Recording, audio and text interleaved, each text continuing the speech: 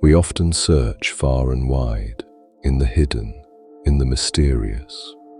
We believe that what truly matters must be out there somewhere, in distant scriptures, in sacred places, in extraordinary moments. But what if the most important thing is right in front of us? The early mystics, especially the Gnostic texts like the Gospel of Thomas, point to another path. They say, it is not the distant that is sacred, but the near, not the extraordinary, but the overlooked. In saying 5, Jesus speaks a line that may sound simple at first, and yet it is a deep invitation. Know what is in front of your face, and what is hidden from you will be revealed to you. For there is nothing hidden that will not be made manifest. What does it mean? What does it mean to know what is in front of your face? Why is this the key to what is hidden? And what is this hidden thing anyway? This video explores these questions, not with quick answers, but step by step, with a look at ancient teachings and the attempt to translate them into our experience today.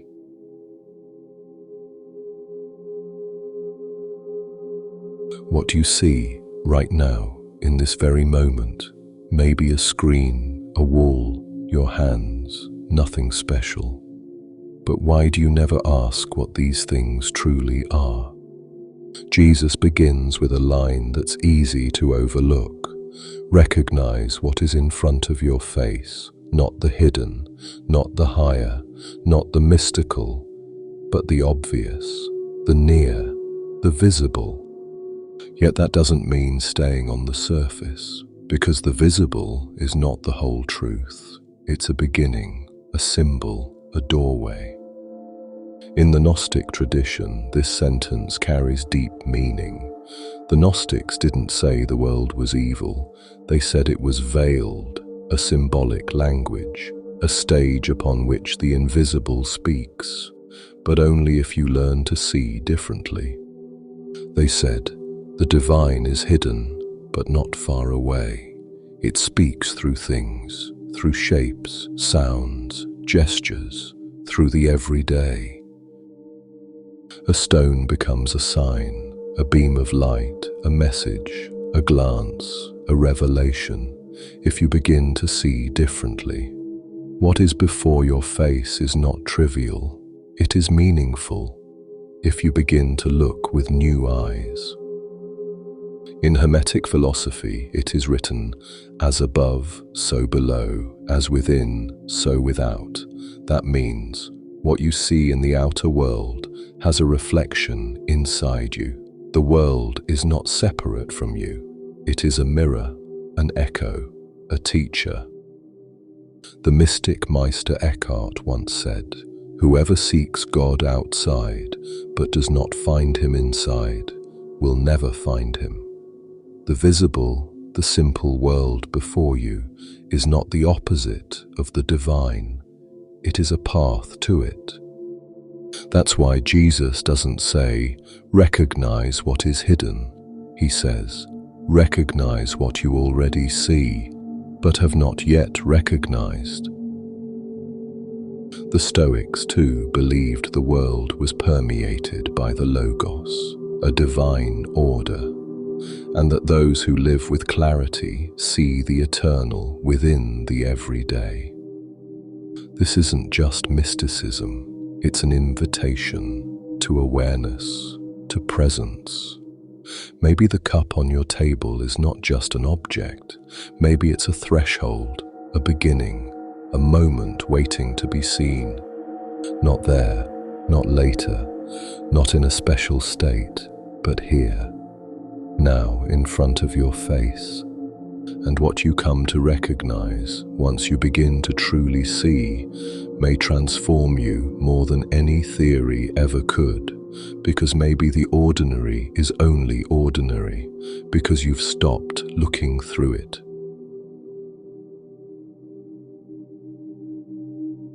There are things you cannot see, not because they are far away, but because they are veiled, like a light behind smoke, like a dream you can't quite recall. Jesus speaks of the hidden, but he doesn't mean the inaccessible, the unreachable. He means something that is close, very close.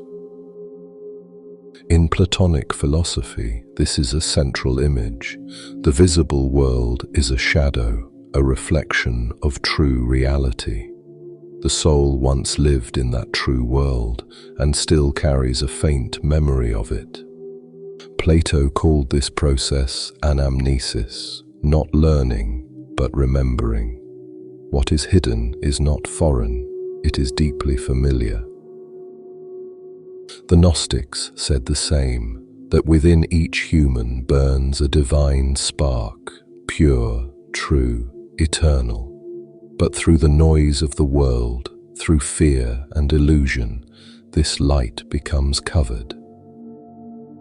What is hidden is not gone. It is buried beneath habit, distraction, and thoughts too loud to hear. You don't have to escape the world to find it.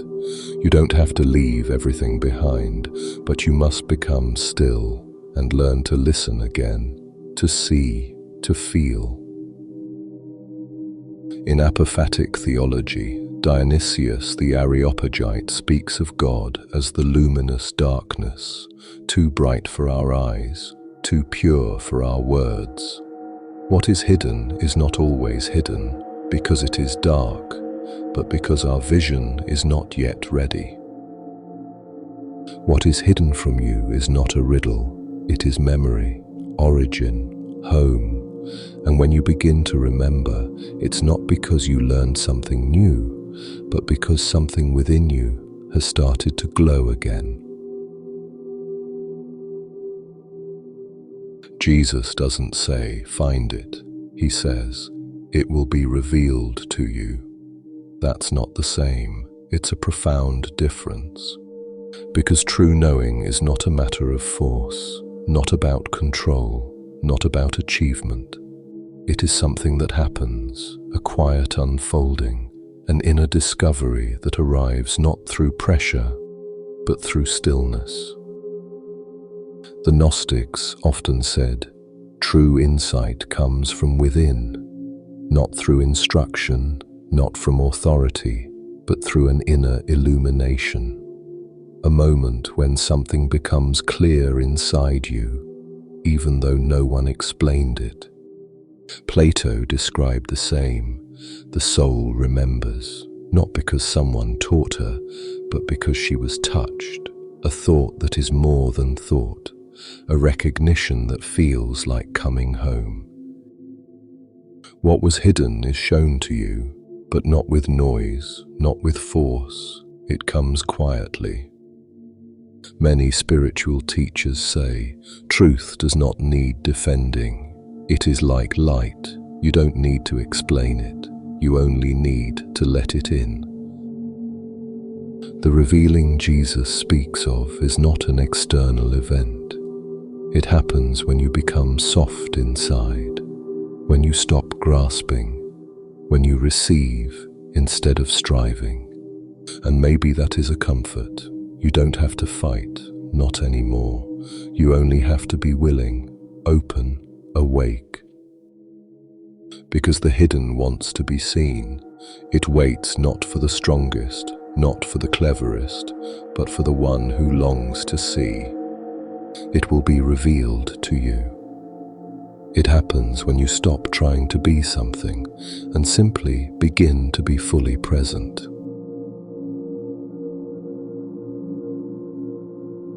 It feels like a law, not one written down, not one declared by force, but still it holds, it stands, unshakable, quietly true.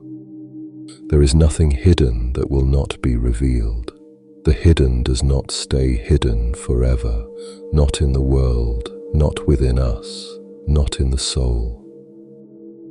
Ancient writings say, on that day the hidden shall be revealed.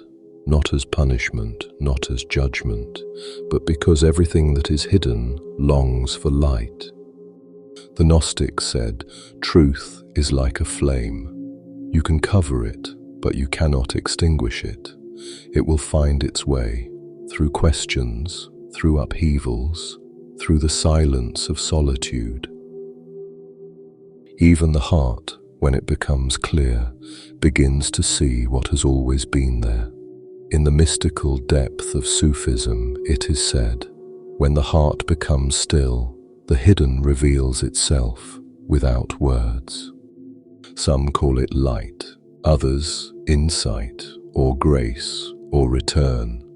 But always it is something that cannot be forced, something that comes because it has always been waiting. Perhaps what you are searching for is not outside of you. Perhaps it is what you carry deep within, but have not yet seen. Because what is hidden within us does not want to remain hidden, not guilt, not truth, not light. For there is nothing hidden that will not be revealed. It is not a command, not a dogma, but a quiet truth shining through every path. Maybe you don't need to find anything. Maybe you just need to learn how to see, not with your eyes, but with your inner being, that part of you which doesn't prove, but knows. Recognize what is in front of your face. That was the beginning, and maybe it's also the end. Because when you truly see what is already there, this moment, a gesture, the sound of your own footsteps, something begins to open. Not the grand, not the spectacular, but the real. What was always there, waiting, silent, ready. Truth needs no noise, no elevation, only space. And if you give it that space, it begins to appear, not as an answer, but as a presence, like a gaze that sees you, like a light that wants nothing but to be. Maybe this is the revelation Jesus spoke of, not a truth you must understand, but one that brings you back to the simple, to the truthful, to yourself. Because what you seek is not beyond the stars, it is not hidden, not really. It waits before your face, and sometimes a single moment of silence is enough for you to recognize it, if you are ready to truly see.